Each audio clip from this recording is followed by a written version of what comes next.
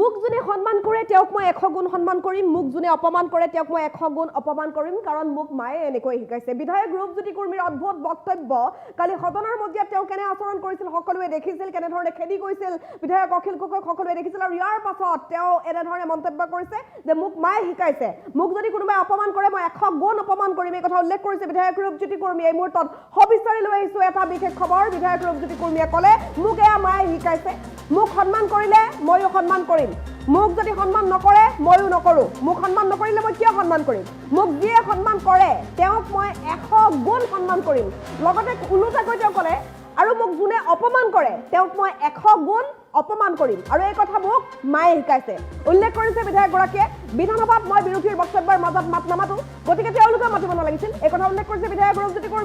কুৰ্মীয়ে কৈছে মই বাৰম্বাৰ কৈ আছিলো মাজত মাত নামাতিব কিন্তু মাজত মাতি দিলে সেইকাৰণে মোৰ খং উঠিল এই কথা উল্লেখ কৰিছে বিধায়ক ৰূপজ্যোতি কুৰ্মীয়ে সন্মানেৰে মই তেওঁলোকক কৈ আছিলো কিন্তু মোৰ কথা নুশুনিলে মাজত মাতিছে আৰু সেইবাবে মই এনে আচৰণ কৰিলো এই কথা উল্লেখ কৰিছে বিধায়ক ৰূপজ্যোতি কুৰ্মীয়ে তাৰ পিছতো মোৰ কথা নুশুনি তেওঁলোকে মাজত মাতিছে মই বাৰম্বাৰ কৈ আছিলো মাজত নামাতিব তাৰ পিছতো মোৰ কথা নুশুনিলে সেই কথা উল্লেখ কৰিছে আৰু সেইবাবে বিধানসভাৰ মজিয়াত মই তেনে আচৰণ কৰিলো মন্তব্য কৰিছে বিধায়ক ৰূপজ্যোতি কুৰ্মীয়ে ক'লে যে মোৰ ভুলৰ সমান্তৰালকৈ তেওঁলোকৰ ভুল আছে স্পষ্ট কৰি দিছে বিধায়ক ৰূপজ্যোতি কুৰ্মীয়ে এনেকৈ যদি পুনৰ কৰে মই পিছুৱাই নাথাকো ৰূপজ্যোতি কুৰ্মীয়ে ক'লে ৰূপজ্যোতি কুৰ্মীও নাচুৰবান্ধ বৰ্তমান সময়ত তেওঁ নিজৰ ভুলটো স্বীকাৰ কৰিছে তেওঁলোকৰ ভুল আছে বুলি কৈছে সংবাদ মাধ্যমৰ আগত বক্তব্য দি থাকোঁতে মোক আমিনুল ইছলামে অপমান কৰিছে আৰু সেইবাবে তেওঁৰ চৰিত্ৰ ৰাইজৰ আগত উদঙাই দিছো মন্তব্য কৰিছে ৰূপজ্যোতি কুৰ্মীয়ে চেয়াৰমেন আলী আৰু অখিল গগৈ আমিনুল ইছলাম জেলত যোৱা মানুহ এই কথা ৰূপজ্যোতি কুৰ্মীয়ে কৈছে ৰূপজ্যোতি কুৰ্মীয়ে লগতে কৈছে যে তেওঁলোকৰ লগত মোৰ তুলনা নহয় তেওঁলোক কোন আৰু মই কোন এনে ইংগিত ৰূপজ্যোতি কুৰ্মীয়ে দি দিলে বিধানসভাৰ মজিয়াত যি হ'ল তাৰ বাবে মই ক্ষমা বিচাৰিছো কিন্তু কথাটো হ'ল মোক সন্মান কৰিলে সন্মান কৰিম মোক সন্মান নকৰিলে মই সন্মান নকৰো এই কথা স্পষ্ট কৰি দিছে বিধায়ক ৰূপজ্যোতি কুৰ্মী আৰু ক'লে যে মোক মায়ে শিকাইছে আৰু সেইবাবে মই এনেকুৱা কৰিছো যিয়ে মোক সন্মান কৰে তেওঁকো মই 100 গুণ সন্মান কৰিম কিন্তু মোক যদি অসন্মান কৰে মোক যদি সন্মান নকৰে মোক যদি অপমান কৰে মোক যোনে অপমান কৰিব তেওঁক মই 100 গুণে অপমান কৰিম সেই কথা উল্লেখ কৰিছে বিধায়ক ৰূপজ্যোতি কুৰ্মীয়ে বিধানসভাত মই বিৰোধীৰ বক্তব্যৰ মাজত মাত নামাতো আৰু ময়ো কৈছিলো যে মই যেতিয়া কথা কম তেতিয়া নামাতিব তেওঁৰ বক্তব্যৰ সময়ত মাত নামাতিবলৈ কৈছিল মই বাৰম্বাৰ কৈ আছিলো মাজত মাত নামাতিবলৈ মই যেতিয়া বক্তব্য ৰাখো সেই সময়ত বিৰোধীয়ে মাত মাতিব নালাগে বিৰোধীক মই কৈ আছিলো সন্মানেৰে মই তেওঁলোকক কৈ আছিলো যে মোৰ বক্তব্যৰ মাজত মাত নামাতিব তাৰ পিছতো মোৰ কথা নুশুনিলে তেওঁলোকে মাজত মাত মাতি দিলে আৰু সেইবাবে মই এনে আচৰণ কৰিলো বিধায়ক ৰূপজ্যোতি কুৰ্মীয়ে উল্লেখ কৰিছে বিধানসভাৰ মজিয়াত এনে আচৰণ কৰাৰ আঁৰত বিৰোধী আছে সেই কথা ক'লে ৰূপজ্যোতি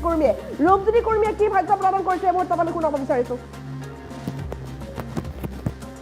অখিল গগৈ মাইক ভাঙিব যোৱা নাই মই আগতো বিধানসভাত কোৱা আছে বিৰোধী বিধায়কসকলক যে আপোনালোকে যেতিয়া বক্তব্য ৰাখিব মই অত্যন্ত ৰূপজ্যোতি কুৰ্মীয়ে মই আপোনালোকৰ মাজত ইণ্টাৰাপ্ট নকৰোঁ আপোনালোকক বাধা নিদিওঁ আৰু মই কেতিয়াও দিয়া নাই বিৰোধী বিধায়কসকলে যেতিয়া বক্তব্য ৰাখে মাজত বাধা দিয়া নাই কিন্তু মই যেতিয়া বক্তব্য ৰাখি আছিলোঁ তেতিয়া মাজত যেতিয়া বাধা দিলে প্ৰথমে অখিল গগৈ বাধা দিলে আৰু সেই সময়ত মই বাৰম্বাৰ তেখেতক ক'লোঁ আপুনি মনে মনে থাকক মোক ক'বলৈ দিয়ক আপুনি মনে মনে থাকক মোক আপুনি কৈ আছোঁ মনে মনে থাকক মোক ক'বলৈ দিয়ক মই কৈ থকা স্বত্বেও অখিল গগৈ নুশুনিলে তাৰপিছত যেতিয়া চেয়াৰমেন আলী উঠি গ'ল চেয়াৰমেন আলীয়ে আকৌ মোক প্ৰভোট কৰিব চেষ্টা কৰিলে সেয়াও মই ক'লোঁ আপোনালোকে মনে মনে থাকক যদি আপোনালোকে যদি বক্তব্য ৰাখিব মই কিন্তু মাইক ভাঙি দিম এইটো কোৱাটো কৈছোঁ আৰু মই উঠি যোৱাটো গৈছোঁ চাব গ'লে ভুল হ'ল আৰু এইটো নিয়ম ভংগ কৰিলোঁ তাৰ কাৰণে মই বিধানসভাতো সময় বিচাৰিলোঁ যোৱাকালি আৰু সংবাদ মাধ্যমৰ ওচৰতো সময় বিচাৰিছিলোঁ আকৌ পুনৰ টাইমতৰ যোগেদি পুনৰবাৰ অসমবাসী ৰাইজৰ ওচৰত মই সময় বিচাৰিছোঁ মই এনে উঠি যাব নালাগিছিল বা এনে মন্তব্য দিব নালাগিছিল কিন্তু তেওঁলোকে মোৰ এটা কোৱা বিধানসভাৰ এজন সদস্য হিচাপে কোৱাৰ অধিকাৰ আছে তেওঁলোকৰ কিন্তু ভুল হ'ল কিন্তু এষাৰো তেওঁলোকে সমান নিবিচাৰিলে এইটো ভুল হ'ল আমি উঠিব নালাগিছিল প্ৰৱোক কৰিব নালাগিছিলে এইটোত কিন্তু না চেয়াৰমেন আলী না অখিল গগৈ না দেৱব্ৰত শইকীয়া কোনো এজনে নক'লে থাকিল কথা মোক যদি সন্মান কৰে মই সন্মান কৰিম মোৰ মায়ে কৈছিলে যে যিমান পাৰ যোনে সন্মান দিয়ে তাক 100 গুণ বেছিকৈ সন্মান জনাবি কিন্তু যোনে অপমান কৰে তেওঁক সময় অপচয় নকৰিবি তেওঁক সন্মান নজনাবি আৰু সময় অপচয় নকৰিবি পাৰিলে 10 গুণ তেওঁক অপমান কৰিবলৈ চেষ্টা কৰিবি এইটো উপায় নাই কাৰণ দুষ্টক দমন শান্তক পালন প্ৰভু বিষ্ণুৱে কৈছিল সেইকাৰণে মোৰ এটাই কথা মাজত এনেধৰণৰবোৰ প্ৰৱৰ্ক কৰা এইবোৰ মই আকৌ আপোনালোকৰ চেনেলৰ মাধ্যমেৰে বিৰোধী বিধায়কসকলক কৈছোঁ এইটো অকণমান আপোনালোকে পালে আৰু যদি বেছি কৰে আপোনালোকৰ আৰু মানে অপমান কৰিবলৈ মই চাগে অকণো লাজ নকৰিম অকণো পিছুৱাই নাথাকিম সেইকাৰণে আপোনালোকৰ চেনেলৰ মাধ্যমে পুনৰবাৰ অসমবাসী ৰাইজৰ ওচৰত ক্ষমা বিচাৰিছোঁ মই যোৱাকালি এনে উঠি যাব নালাগিছিল কিন্তু মই আকৌ কওঁ আপোনালোকক যে মোৰ বক্তব্য ৰখাৰ মাজত আপোনালোকে কিন্তু বক্তব্য ৰখাৰ চেষ্টা নকৰিব নহ'লে কিন্তু মানে বেছিকৈ অপমানিত হ'ব তৰ্কযুক্ত নহয় মোৰ আগতে আমিনুল ইছলাম ডাঙৰীয়াই সংবাদ মাধ্যমক সম্বোধন কৰি আছিল তাৰ পিছত মই যেতিয়া তেখেতে বক্তব্য সম্বোধন কৰি থকা অৱস্থাত মই তেখেতক ডিষ্টাৰ্ব দিয়া নাই মই ওচৰলৈ যোৱা নাই মই যেতিয়া সংবাদ মাধ্যমক সম্বোধন কৰি আছিলোঁ তেওঁ মাজত আহি পেলাই মোক মোৰ মতে বাধা দিব নালাগিছিল বা মোৰ ওচৰত আহিব নালাগিছিল সেইটো তেওঁ ডাঙৰ অপৰাধ কৰিছে আৰু তাৰ অপৰাধৰ যিটো শাস্তি পাব লাগে তেওঁৰ যিটো চৰিত্ৰ অসমৰ ৰাইজৰ আগত উদঙাইও দিলোঁ MLA ফাণ্ডৰ টকাৰে কাৰ্যালয় বনোৱা ৰাইজৰ কাম নকৰি পেলাই ঘৰ বনোৱা এই কথাবোৰ ক'লোঁ দ্বিতীয়তে আমিনুল ইছলাম জেলত গৈছিল সেইকাৰণে জেল যোৱা মানুহ প্ৰকৃততে বিধানসভাটো একেই প্ৰথমতে চেয়াৰমেন আলী জেলত যোৱা অখিল গগৈও জেলত যোৱা মানুহবোৰ অকণমান চাগে গণ্ডগোল হৈ আছে সেই গণ্ডগোল এতিয়াও ঠিক হোৱা নাই সেইকাৰণে চাগে তেওঁলোকে এনে প্ৰৱক কৰিবলৈ তেওঁলোকে চাগে লাজ নকৰে নিলাজবোৰৰ উপায়ো নাই থাকিল কথা দেওবৰ শইকীয়া ডাঙৰীয়া তেওঁ ধুদুৱালী প্ৰসংগত যেতিয়া বক্তব্য ৰখা হৈছিলে ধুদুৱালী তেওঁ অনবৰতে লাজেই পাই আছে কাৰণ তেওঁ অহাবাৰো হাৰিব সেইটো কাৰণে অহাবাৰ নিশ্চয় হাৰিব সেইটো কাৰণে তেওঁ চাগে অকণমান ভয় খাইছে কাৰণ মই কালি ডক্টৰ হিমন্ত বিশ্ব শৰ্মা ডাঙৰীয়া গুণানুকীৰ্তন কৰি থকা নাছিলোঁ ডক্টৰ হিমন্ত বিশ্ব শৰ্মা ডাঙৰীয়াৰ প্ৰকৃতত অসমৰ ৰাইজৰ NDA চৰকাৰৰ যোগেদি কেনেধৰণে কাম কৰি আছে সেই এটা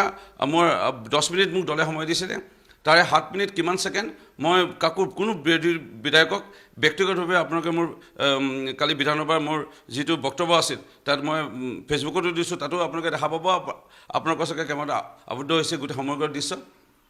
মই 7 মিনিট কিমান ছেকেণ্ড মুখ্যমন্ত্ৰী ডক্টৰ হিমন্ত বিশ্ব শৰ্মা ডাঙৰীয়াৰ সঁচা ছবি অসমৰ ৰাইজৰ কাম কৰা সেয়া উপস্থাপন কৰিছিলোঁ ব্যক্তিগতভাৱে কাৰো বিৰোধী দলৰ বিধায়কৰ নাম লৈ মই কাকো সমালোচনা কৰা নাছিলোঁ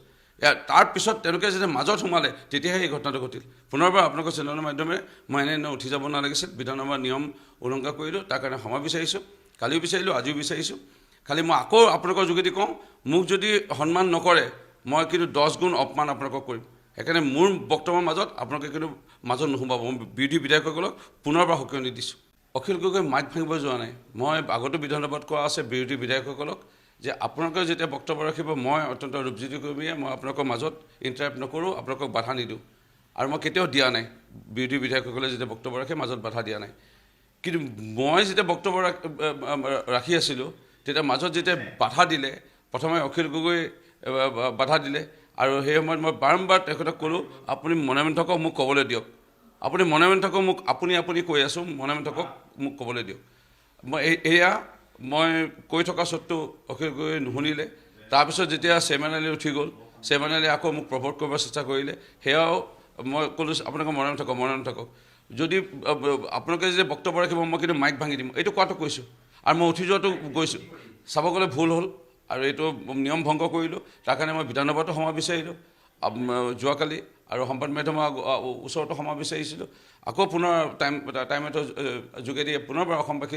ৰাইজৰ ওচৰত মই ক্ষমা বিচাৰিছোঁ মই এনে উঠি যাব নালাগিছিল বা এনে মন্তব্য দিব নালাগিছিল কিন্তু তেওঁলোকে মোৰ এটা কোৱা বিধানসভাৰ এজন সদস্য হিচাপে কোৱাৰ অধিকাৰ আছে তেওঁলোকৰ কিন্তু ভুল হ'ল কিন্তু এষাৰো তেওঁলোকে ক্ষমা নিবিচাৰিলে এইটো ভুল হ'ল আমি উঠিব নালাগিছিল প্ৰৱক কৰিব নালাগিছিলে এইটোত কিন্তু না চেয়াৰমেন আলী না অখিল গগৈ না দেওবৰ শইকীয়া কোনো এজনে নক'লে থাকিল কথা মোক যদি সন্মান কৰে মই সন্মান কৰিম মোৰ মায়ে কৈছিলে যে যিমান পাৰ যোনে সন্মান দিয়ে তাক 100 গুণ বেছিকৈ সন্মান জনাবি কিন্তু যোনে অপমান কৰে তেওঁক সময় অপচয় নকৰিবি তেওঁক সন্মান নজনাবি আৰু সময় অপচয় নকৰিবি পাৰিলে 10 গুণ তেওঁক অপমান কৰিবলৈ চেষ্টা কৰিবি এইটো উপায় নাই কাৰণ দুষ্টক দমন শান্তক পালন প্ৰভু বিষ্ণুৱে কৈছিল সেইকাৰণে মোৰ এটাই কথা মাজত এনেধৰণৰবোৰ প্ৰৱক কৰা এইবোৰ মই আকৌ আপোনালোকৰ চেনেলৰ মাধ্যমেৰে বিৰোধী বিধায়কসকলক কৈছোঁ এইটো অকণমান আপোনালোকে পালে আৰু যদি বেছি কৰে আপোনালোকৰ আৰু মানে অপমান কৰিবলৈ মই চাগে অকণো লাজ নকৰিম অকণো পিছুৱাই নাথাকিম সেইকাৰণে আপোনালোকৰ চেনেলৰ মাধ্যমে পুনৰবাৰ অসমবাসী ৰাইজৰ ওচৰত ক্ষমা বিচাৰিছোঁ মই যোৱাকালি এনে উঠি যাব নালাগিছিল কিন্তু মই আকৌ কওঁ আপোনালোকক যে মোৰ বক্তব্য ৰখাৰ মাজত আপোনালোকে কিন্তু বক্তব্য ৰখাৰ চেষ্টা নকৰিব, নহ'লে কিন্তু মানে বেছিকৈ অপমানিত হ'ব। তৰ্কযুক্ত নহয়, মোৰ আগতে আমিনুল ইছলাম ডাঙৰীয়াই